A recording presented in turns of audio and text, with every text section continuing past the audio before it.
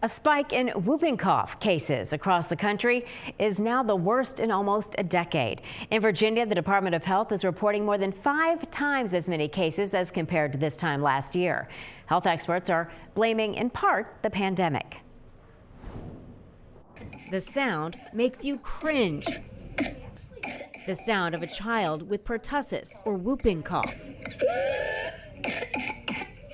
Children under the age of 1 are most likely to suffer complications from pertussis or whooping cough, including apnea, which is absence of breathing, and even death. On Thursday, the CDC reported more than 14,500 cases so far in 2024, 4 times the rate of the previous year.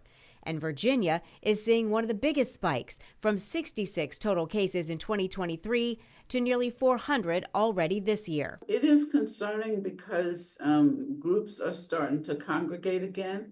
Just talking can put droplets in the air and cause infection. But as symptoms vary, with some having just sniffles, those numbers may be largely underestimated. Anyone exposed is at risk and would need to see their provider and consider what we call post-exposure treatment.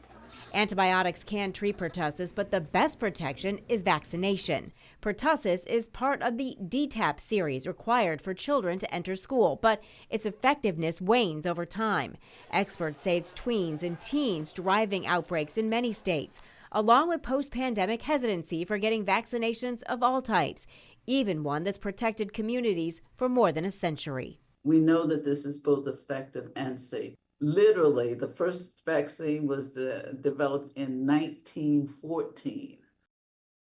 A booster is recommended for every 10 years for everyone, and especially those who are around babies. You can get a vaccine from your doctor or at the health department.